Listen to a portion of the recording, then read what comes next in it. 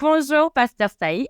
Comment Bonjour. allez-vous? Très bien, excellent, alhamdoulilah, tout va bien et toi, tout va bien?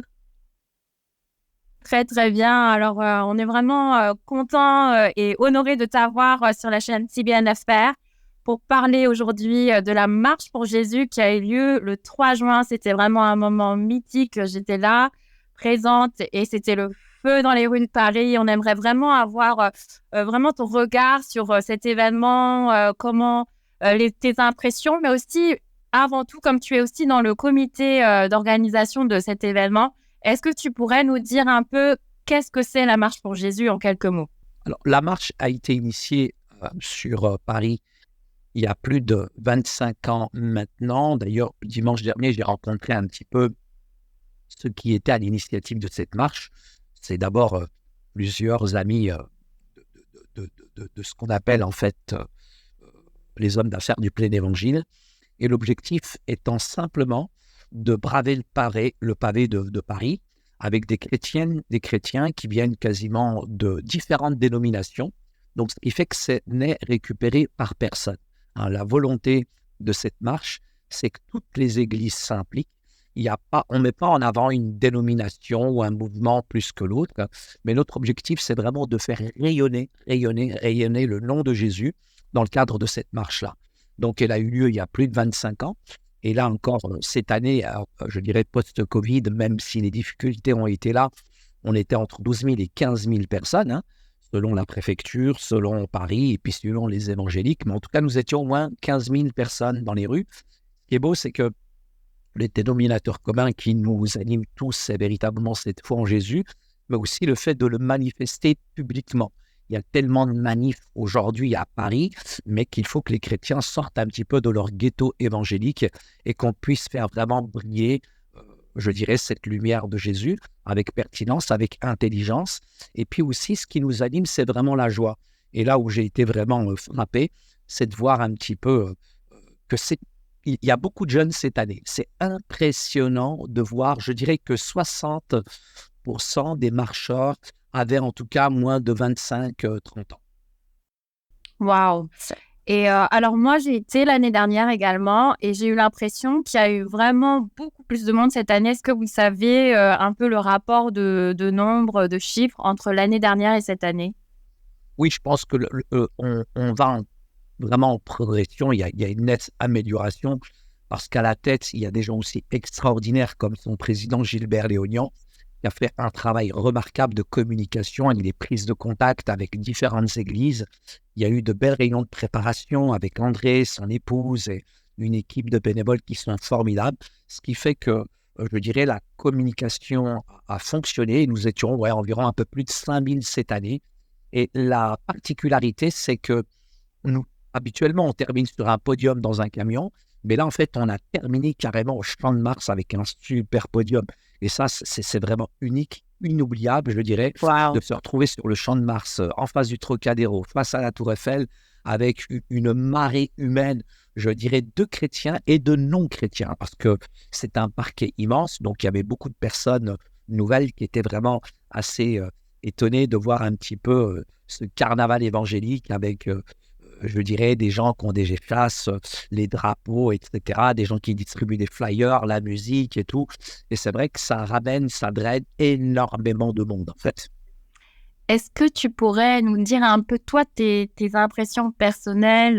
Moi, en tout cas, je vais te partager ce que j'ai trouvé incroyable, c'est d'avoir cette liberté, en fait, d'être dans les rues, que les rues soient bloquées pour le nom de Jésus et de pouvoir adorer Dieu dans la rue librement. C'est vraiment une grâce, je trouve. Et toi, personnellement, qu'est-ce que tu repars avec ce moment assez fort dans la ville de Paris? Moi, je trouve que c'est unique parce que on a cette liberté que n'ont pas certains pays, c'est de pouvoir marcher pour le nom de Jésus. Et ça, c'est unique dans le sens où aujourd'hui, très peu de pays, malheureusement, qui ont la chance d'organiser cette marche, ils ne l'organisent pas. Et pouvoir marcher en toute liberté et de pouvoir chanter, entre guillemets, de pouvoir interpréter des chants qui sont habituellement à l'intérieur de nos églises et de pouvoir les proclamer à l'extérieur avec micro, point sur, je dirais, 9 camions différents, c'est juste miraculeux, c'est extraordinaire. On a la chance d'avoir cette liberté. Cette liberté, il faut qu'on en use et qu'on en use, je dirais, intelligemment. L'autre particularité qui me touche vraiment, c'est que aujourd'hui, dans une société qui communautariste, qui catégorise, qui met les gens en opposition, on se retrouve avec des gens qui sont différents de nous au niveau social, au niveau, je dirais même, au niveau de l'origine, au niveau de la couleur de peau.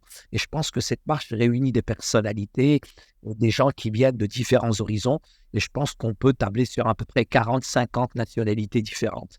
Et ça, cette unité et cette diversité fait une grande force, une grande richesse, parce qu'on est dans une société où, très honnêtement, c'est kafkaïen, c'est neurasthénique, c'est déprimant aujourd'hui quand on allume la télévision. Mais là, de voir un tel événement fédérateur qui rassemble des gens de différents horizons, et il y en a qu'un qui nous a unis, en fait, c'est le Christ Jésus qui est venu renverser toutes les barrières sociales et religieuses et qui nous invite à vivre comme des enfants du Père. Et ce qui est bien, c'est que là, il n'y a pas de noir, il n'y a pas de blanc, il n'y a pas de riche, il n'y a pas de pauvre. Je dirais, ce qui nous fait vraiment vibrer, c'est la personne du Christ, quoi. Et ça, c'est la force, c'est la richesse de cette marche-là, qui aujourd'hui est fédératrice et qui vraiment rassemble, je dirais, des milliers de personnes. Et toi, tu es un vrai Parisien. Comment est-ce que tu crois qu'on peut continuer à évangéliser dans cette ville de Paris?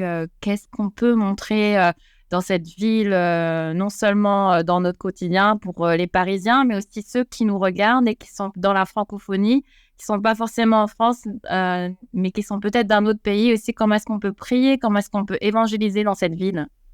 Je pense que le mot évangélisation aujourd'hui doit être adapté. Ça ne veut pas dire trahir le message. La contextualisation à l'extrême, j'y crois pas trop. Je crois qu'il y a ce qui est essentiel, il y a ce qui est secondaire.